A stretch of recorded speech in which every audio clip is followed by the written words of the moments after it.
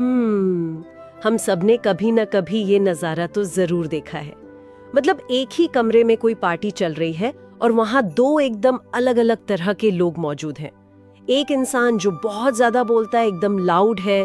हाँ, जो हर किसी का ध्यान अपनी ओर खींचने की कोशिश करता है। बिल्कुल, वो चुटकुले सुना रहा है, हाथ नचाकर बातें कर रहा है। लेकिन होता क्या है कि जैसे ही वो कमरे से बाहर जाता है, कोई उसे याद नहीं रखता। एकदम सही बात है। और वहीं एक दूसरा इंसान भी होता है। हाँ, जो शायद बहुत कम बोलता है, एकदम शांत रहता है, लेकिन जब वो वहां से जाता है ना, तो हर कोई उसे पसंद करता है। लोग उसके बारे में बात करते हैं और उससे दोबारा मिलना चाहते हैं। और यहीं पर सबसे बड़ा सवाल खड़ा होता है कि आखिर ये जादू होता कैसे है। वही तो क्या ये कोई जन्मजात टैलेंट है या फिर इसके पीछे कोई विज्ञान है? आज के इस विस्तृत चर्चा में हम इसी रहस्य को सुलझाने वाले हैं। हमारी इस चर्चा का आधार एक बहुत ही मशहूर किताब है, how to talk to anyone. और इस चर्चा का जो सबसे बड़ा मिशन है वो ये समझना है कि बेहतरीन बातचीत करना या कम्युनिकेशन कोई ऐसा टैलेंट नहीं है जिसके साथ इंसान पैदा होता है। बिल्कुल, बल्कि ये पूरी तरह से एक सीखी जाने वाली कला है। इस किताब में ऐसे 92 छोटे छोटे मनोवैज्ञानिक नियमों का जिक्र है जो किसी भी इंसान को एक मास्टर कम्युनिकेटर बना सकते हैं। देखिए, आज की दुनिया में अगर सच कहा जाए तो आपके टैलेंट से कहीं ज्यादा ये बात काम आती है कि आप अपने विचारों को कितने प्रभावी ढंग से लोगों तक पहुंचा सकते हैं। सही कहा आपने। और यहाँ जो सबसे बड़ा मिथक है ना, उसे तोड़ना बहुत जरूरी है। मैं अक्सर देखती हूँ कि समाज में ये गलतफहमी होती है कि लोगों को इम्प्रेस करने के लिए बहुत तेज या मुखर होना जरूरी है। हाँ, वो लाउड होने वाली बात। लेकिन इन 92 नियमों को गहराई से देखने पर एक ही पैटर्न उभर कर आता है। बेहतरीन कम्युनिकेशन का मतलब लाउड होना नहीं है, बल्कि स्मार्ट होना है। मतलब इसे महज एक बातचीत सिखाने वाली किताब न मानकर अगर हम एक लाइफ स्किल मैनुअल कहें तो ज्यादा सटीक होगा, है ना? बिल्कुल। जो लोग शांत रहकर भी सबका दिल जीत लेते हैं, वे दरअसल मानव मनोविज्ञान को बहुत अच्छी तरह समझते हैं। वे जानते हैं कि अजनबियों से कैसे जुड़ना है, सही मौके कैसे बनाने हैं और सबसे जरूरी बात, लोगों को कैसा महसूस कराना है। तो चलिए इसी बात से शुरू करते हैं। किसी भी इंसान से जब हम पहली बार मिलते हैं तो शब्द तो बहुत बाद में आते हैं। सबसे पहले आती है वो पहली छाप, जिसे हम फर्स्ट इम्प्रेशन कहते हैं। हाँ, और किताब में इसकी एक कमाल की एनालॉजी दी गई है। हाँ, वो ट्रेलर वाली एनालॉजी। मतलब पहली मुलाकात सिर्फ एक ग्रीटिंग नहीं होती, बल्कि वो इंसान की पर्सनैलिटी का ट्रेलर होती है। एकदम सही। अब फिल्मों की बात कर लें तो ट्रेलर देखकर ही दिमाग तय कर लेता है कि फिल्म देखनी है या नहीं। और असल जिंदगी में जब कोई व्यक्ति किसी से मिलते वक्त लगातार अपना फोन देख रहा हो, उसके कंधे झुके हुए हो या वो बस एक औपचारिकता निभा रहा हो, तो वो बिना एक भी शब्द बोले सामने वाले के अवचेतन मन में एक गहरा संदेश भेज रहा होता है। और वो संदेश ये होता है कि मेरे लिए ये मुलाकात अहम नहीं है। देखिए, विज्ञान कहता है कि किसी भी इंसान का दिमाग पहले 10 सेकंड में ही सामने वाले को जज कर लेता है। 10 सेकंड? ये तो बहुत कम समय है। बिल्कुल, शब्दों से बहुत पहले हमारा शरीर बोलता है। अब यहाँ किताब की एक बहुत ही दिलचस्प तकनीक आती है जिसे द फ्लडिंग स्माइल कहा गया है। The flooding smile? अमूमन लोग जब किसी से मिलते हैं तो तुरंत मुस्कुरा देते हैं, इसमें क्या अलग है? होता क्या है कि ये जो तुरंत वाली मुस्कान है ना, ये अक्सर बनावटी और रोबोटिक लगती है। अरे, मतलब मुस्कुराना भी गलत हो सकता है? तो फिर सही तरीका क्या है? मैं तो हमेशा तुरंत मुस्कुरा देती हूँ। तरीका ये है कि जब कोई किसी अजनबी से मिले तो उसे एक बार के लिए सामने वाले के चेहरे को देखना चाहिए। बस 1 सेकंड का पॉज लेना चाहिए और फिर एक बड़ी गर्मजोशी से भरी मुस्कान देनी चाहिए जो आंखों तक पहुंचे। वाओ, मतलब 1 सेकंड का पॉज? हाँ, ये जो आधी सेकंड या 1 सेकंड की देरी है, ये सामने वाले के दिमाग को ये विश्वास दिलाती है कि ये मुस्कान सिर्फ और सिर्फ उसके लिए है। ये कोई डिफॉल्ट रिएक्शन नहीं है। हाँ, ये सच में एक आहा मोमेंट है मेरे लिए। मतलब एक माइक्रो सेकंड का पॉज एक साधारण सी मुस्कान को जेन्युइन बना सकता है। ये छोटी सी ट्रिक सामने वाले को तुरंत खास महसूस कराती है। और इसी के साथ एक और चीज जुड़ती है, आई कांटेक्ट। हाँ, आई कांटेक्ट। लेकिन यहाँ एक बहुत बारीक लाइन है। एक होता है ध्यान से देखना और एक होता है घूरना। किताब में स्टिकी आईज का जिक्र है। बिल्कुल, स्टिकी आईज। ये क्या कॉन्सेप्ट है? क्योंकि लगातार किसी को घूरना तो सामने वाले को बहुत असहज कर सकता है ना, कोई इसे क्रीपी भी मान सकता है।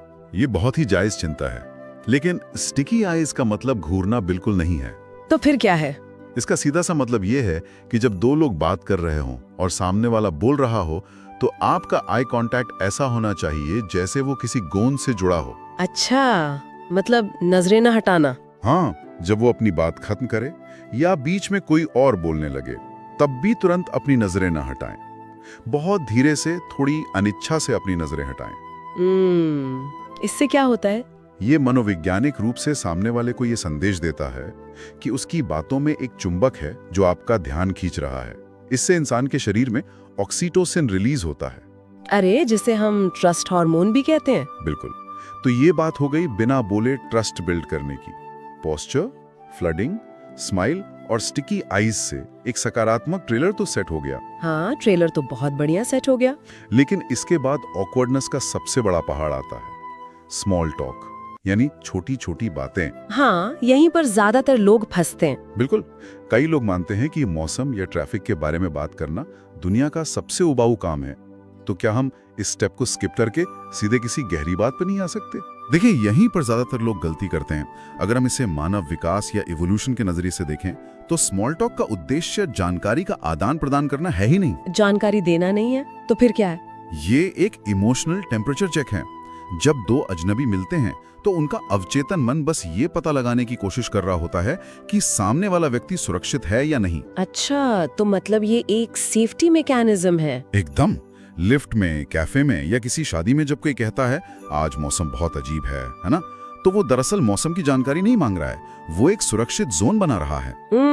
वो पूछ रहा है कि क्या हम दोनों एक ही फ्रीक्वेंसी पर हैं। बिल्कुल। यार, ये नजरिया स्मॉल टॉक को पूरी तरह से बदल देता है। ये शब्दों के बारे में नहीं बल्कि इरादों के बारे में है। लेकिन मान लीजिए कि वो सुरक्षित जोन बन गया, ऑकवर्ड खामोशी टूट गई। हाँ, उसके बाद क्या? वही तो, इसके बाद अक्सर एक और डेड एंड आता है। लोग पूछते हैं आप ठीक है या सब बढ़िया, और जवाब मिलता है हाँ मैं ठीक हूँ। बस बातचीत वहीं दम तोड़ देती है। हाँ, ये तो बहुत आम बात है। तो इस डेड एंड से बचने के लिए क्या करना चाहिए? इस स्थिति से निकलने का सबसे कारगर तरीका है ओपन एंडेड सवाल पूछना। देखिए, आप ठीक है एक क्लोज्ड सवाल है जिसका जवाब केवल हाँ या ना में आ सकता है। सही बात है। इसकी जगह ऐसे सवाल पूछने चाहिए जो एक कहानी की मांग करते हो। लेकिन किताब इससे भी एक कदम आगे जाने की सलाह देती है। वो कहती है कि एक वर्ड डिटेक्टिव या शब्दों का जासूस बनिए। शब्दों का जासूस? इसे थोड़ा आसान भाषा में समझते हैं। ये क्या होता है? मान लीजिए किसी ने पूछा आज आप ऑफिस कैसे आए, और सामने वाले ने कहा अरे पूछिए मत, आज शहर के उस पुराने वाले रास्ते से आना पड़ा, बहुत खराब ट्रैफिक था। हाँ, ये तो बहुत नॉर्मल सा जवाब है। अब यहाँ ज्यादातर लोग ट्रैफिक शब्द को पकड़ेंगे और अपनी खुद की ट्रैफिक की कहानी शुरू कर देंगे। अरे हाँ बिल्कुल, मैं भी शायद यही करती। मैं कहती हाँ यार, मेरे वाले रास्ते पर भी बहुत जाम था। लेकिन एक बेहतरीन कम्युनिकेटर वर्ड डिटेक्टिव की तरह उस वाक्य में सबसे अलग शब्द को पकड़ेगा। वो पुराने वाले रास्ते को पकड़ेगा और पूछेगा आपको उस पुराने रास्ते से क्यों आना पड़ा, क्या उधर कोई खास काम था? ओहो, ये एक छोटा सा बदलाव ये साबित करता है कि इंसान सिर्फ अपनी बारी का इंतजार नहीं कर रहा, बल्कि सच में एक एक शब्द को सुन रहा है। बिल्कुल, ये बहुत ही पावरफुल है। सच में पावरफुल है, क्योंकि अक्सर बातचीत दो मोनोलॉग बनकर रह जाती है, जहां दोनों बस अपनी अपनी कहानी सुनाने के लिए बेताब रहते हैं। और यहीं पर सुनने की ताकत का असली महत्व समझ में आता है। जिसे सुनना आता है उसे समझाना नहीं पड़ते। लेकिन अगर हम गहराई में जाएं तो सच में सुनने का मतलब क्या है? सच में सुनने का मतलब है सामने वाले को यह महसूस कराना कि इस वक्त दुनिया में उससे ज्यादा महत्वपूर्ण कुछ भी नहीं है। और इसका सबसे बड़ा हथियार है इंसान का अपना नाम। नाम? वो कैसे? मानव मस्तिष्क के अंदर एक रेटिकुलर एक्टिवेटिंग सिस्टम होता है जिसे हम RAS भी कहते हैं। अच्छा। ये सिस्टम दिन भर के हजारों शोर शराबे को फिल्टर करता है, लेकिन जैसे ही कोई हमारा नाम लेता है ये RAS तुरंत अलर्ट हो जाता है। किसी भी इंसान का नाम उसके लिए दुनिया की सबसे मीठी आवाज होती है। हाँ, ये बात तो मैंने भी महसूस की है। लेकिन नाम का इस्तेमाल कैसे किया जाए? क्योंकि अगर कोई हर वाक्य में नाम लेने लगे तो वो किसी टेलीमार्केटर जैसा अजीब लगने लगता है। एकदम सही पकड़ा आपने। नाम का इस्तेमाल एक मनोवैज्ञानिक पुल की तरह होना चाहिए, ना कि किसी हथौड़े की तरह। तो इसे बातचीत में कैसे शामिल करें? बातचीत की शुरुआत में और किसी महत्वपूर्ण बात को कहते समय नाम का उपयोग करना चाहिए। जैसे अगर कोई इंसान किसी अजनबी से मिला और उसने कहा मैं एक ग्राफिक डिजाइनिंग में हूँ। तो नॉर्मल रिएक्शन होता है, अच्छा बढ़िया। बिल्कुल, लेकिन ऐसा कहने के बजाय ये कहना चाहिए, रवि ग्राफिक डिजाइनिंग में आपको सबसे चुनौतीपूर्ण चीज क्या लगती है? डोपामाइन, यानी वो केमिकल जो हमें खुशी और संतुष्टि का एहसास कराता है। ये तो हुई सवाल पूछने और नाम लेने की बात जी। लेकिन बातचीत में एक और चीज होती है जो रिश्ते बनाती भी है और बिगाड़ती भी है, और वो है तारीफ। मुझे लगता है कि ज्यादातर लोग तारीफ करने में बहुत आलसी होते हैं। हाँ, बस नाइस शर्ट या गुड जॉब कह के निकल जाते हैं। बिल्कुल, और यही वजह है कि ऐसी तारीफें अगले ही मिनट भुला दी जाती हैं। किताब में से एक अलग स्तर पर ले जाया गया है जिसे स्पेसिफिक प्रेज या किलर कॉम्प्लीमेंट कहा गया है। किलर कॉम्प्लीमेंट मतलब एकदम सटीक तारीफ। हाँ, जेनेरिक या साधारण तारीफ अक्सर ऐसा एहसास कराती है जैसे कोई बस एक रस्म पूरी कर रहा हो।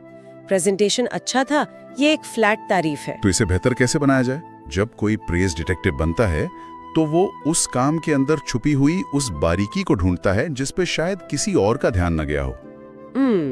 इसका एक ठोस उदाहरण कैसा होगा? उदाहरण के लिए, आपका प्रेजेंटेशन अच्छा था कहने के बजाय ये कहना कि प्रेजेंटेशन के बीच में जब आपने वो सेल्स वाला डेटा एक पाई चार्ट के जरिए समझाया तो वो इतना स्पष्ट था कि मुझे पहली बार वो कॉन्सेप्ट पूरी तरह समझ आ गया। वाओ! अब सोचिए जिसने वो प्रेजेंटेशन बनाया होगा उसे ये सुनकर कैसा महसूस होगा? उसे लगेगा कि उसकी मेहनत सच में किसी ने देखी। बिल्कुल, उसे सिर्फ सुना नहीं गया, उसे महसूस किया गया। क्योंकि इस तरह की तारीफ ये साबित करती है कि इंसान ने अपना सबसे कीमती संसाधन सामने वाले को दिया है, और वो संसाधन है ध्यान या अटेंशन। एकदम सही। आज के इस दौर में जहां हर कोई डिस्ट्रैक्टेड है, अपने फोन में लगा है, किसी को अपना पूरा ध्यान देना शायद सबसे बड़ा सम्मान है। और लोग उन लोगों को कभी नहीं भूलते जो उन्हें ऐसा सम्मान देते हैं, जो उन्हें महत्वपूर्ण महसूस कराते हैं। हाँ, ये एक बहुत गहरी सच्चाई है। लेकिन हाँ, यहाँ मुझे एक बड़ा विरोधाभास नजर आ रहा है, मतलब एक कॉन्ट्रडिक्शन है। वो क्या? हमने इतनी सारी तकनीकों की बात की, flooding smile, sticky eyes, word detective बनना, नाम लेना। अगर कोई इंसान इन सभी नियमों को हर जगह हर किसी के साथ लागू करने लगे तो क्या वो रोबोटिक या अजीब नहीं लगेगा? ये एक बहुत ही अच्छा पॉइंट है। मेरा मतलब है, हम दोस्तों के साथ अलग तरह से बात करते हैं, बॉस के सामने अलग और किसी क्लाइंट के सामने बिल्कुल अलग। तो क्या इन नियमों को हर परिस्थिति में एक जैसा ही लागू किया जा सकता है? यहीं पर अडेप्टेबिलिटी यानी माहौल के अनुसार ढलने की कला आती है। किताब इस बात पर बहुत जोर देती है कि एक बेहतरीन कम्युनिकेटर वो है जो कमरे का मूड पढ़ना जानता है। मूड पढ़ना, इसे थोड़ा और समझाएंगे? इसे एक रेडियो फ्रीक्वेंसी की तरह समझिए। ब्रॉडकास्ट करने वाला स्टेशन वही है, लेकिन सामने वाले के रिसीवर के हिसाब से फ्रीक्वेंसी बदलनी पड़ती है। अच्छा। दोस्तों के बीच एक चंचल और ऊर्जावान टोन चलती है, लेकिन अगर वही टोन एक सीरियस बोर्डरूम मीटिंग में अपनाई जाए तो वो बेवकूफी लगेगी। वहां एक विचारशील और शांत टोन की जरूरत होती है। लेकिन रुकिए, अगर कोई इंसान कमरे और लोगों के हिसाब से बार बार अपना व्यवहार और अपनी टोन बदल रहा है, तो क्या इसका मतलब यह नहीं है कि वो फेक हो रहा है? ये सवाल अक्सर उठता है। मतलब क्या ये असली आत्मविश्वास की कमी को नहीं दर्शाता कि इंसान हर किसी को खुश करने के लिए गिरगिट की तरह रंग बदल रहा है? ये एक बहुत ही शानदार और गहरा सवाल है, और अक्सर लोग इसी बात को लेकर उलझ जाते हैं। लेकिन मनोविज्ञान इसे बिल्कुल अलग नजरिए से देखता है। वो कैसे? ये दोगलापन या फेक होना नहीं है, बल्कि ये सोशल इंटेलिजेंस और मैच्योरिटी है। क्या हम किसी 5 साल के बच्चे से उसी आवाज और लहजे में बात करते हैं जैसे हम अपने बॉस से करते हैं? नहीं, बिल्कुल नहीं। तो क्या इसका मतलब यह है कि हम बच्चे के सामने फेक हो रहे हैं? अरे हाँ, बात तो सही है। हम बस उस परिस्थिति और उस इंसान का सम्मान करते हुए अपनी बैंडविड्थ को एडजस्ट कर रहे हैं। तो इसका मतलब असली कॉन्फिडेंस ये नहीं है कि इंसान हर जगह अपनी ही धुन में रहे और सोचे कि मैं तो ऐसा ही हूँ, जिसे स्वीकार करना है करे। एकदम सटीक।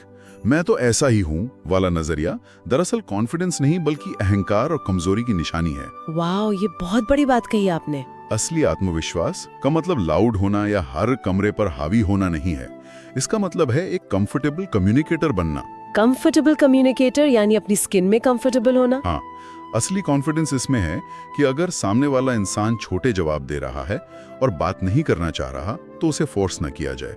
अगर माहौल तनावपूर्ण है तो उसे अपनी शांत आवाज से हल्का किया जाए। मतलब अपनी उपस्थिति पर इतना भरोसा होना कि आपको हर वक्त खुद को साबित करने की जरूरत न पड़े, यही सबसे बड़ा आत्मविश्वास है। बिल्कुल। इस पूरी चर्चा को अगर जोड़ा जाए तो ये 92 नियम कोई मैजिक ट्रिक नहीं है जिनसे आप लोगों को सम्मोहित कर लें। ये बस लोगों की बुनियादी मनोवैज्ञानिक जरूरतों को पूरा करने का तरीका है। सही कहा। हर इंसान अंदर से यही चाहता है कि उसे देखा जाए, उसे सुना जाए और उसे सराहा जाए। हाँ, हर किसी को वैलिडेशन चाहिए। जब कोई इंसान एक सही मुस्कान देता है, जब कोई ऑकवर्ड साइलेंस को तोड़ने की हिम्मत करता है, जब कोई ओपन एंडेड सवाल पूछकर किसी की कहानी को बाहर लाता है, तो वो दरअसल उसे ये एहसास करा रहा होता है कि आपका वजूद मायने रखता है। और यही वो असली वजह है कि वो शांत इंसान जिसका हमने शुरुआत में जिक्र किया था, वो पूरे कमरे का दिल जीत लेता है। हाँ, क्योंकि लाउड इंसान ये साबित करने में लगा था कि मैं कितना महान हूँ, जबकि शांत इंसान ने ये साबित किया कि आप कितने महान हैं। बिल्कुल। पहला नियम और आखिरी नियम यही है, पहले समझिए फिर बोलिए। बातचीत महज एक भाषा का आदान प्रदान नहीं है, ये एक भावनात्मक लेन देन है। इस पूरी चर्चा से जो सबसे गहरी बात निकल कर आती है वो एक ऐसा विचार है जिस पर मुझे लगता है हम सबको खुद विचार करना चाहिए। वो क्या? हम अक्सर सोचते हैं कि हमारी वोकैबुलरी, हमारे भारी भरकम शब्द या हमारी ग्रामर हमें एक अच्छा स्पीकर बनाती है, लेकिन क्या ऐसा नहीं है कि शब्द तो महज एक गाड़ी की तरह हैं और उस गाड़ी को चलाने वाला असली इंजन वो भावना है जो उन शब्दों के पीछे छिपी है? बहुत ही खूबसूरत बात कही आपने। अगर आवाज छोटी भी हो लेकिन उसमें स्पष्टता, गर्मजोशी और सामने वाले के लिए असली सम्मान हो तो उसका असर किसी भी बेहतरीन भाषण से कई गुना बड़ा हो सकता है। एकदम सही। तो क्या इन सभी तकनीकों का असली मकसद लोगों को इम्प्रेस करना है, या फिर ये तकनीकें महज एक ऐसा टूल है जिनकी मदद से हम आखिरकार अपनी असली और सच्ची सहानुभूति दुनिया के सामने रख पाते हैं? ये एक ऐसा सवाल है जो ये सोचने पर मजबूर कर देता है कि अगली बार जब हम किसी से मिलेंगे तो हम क्या बोलेंगे। इससे ज्यादा महत्वपूर्ण ये होगा कि हम उन्हें कैसा महसूस कराएंगे।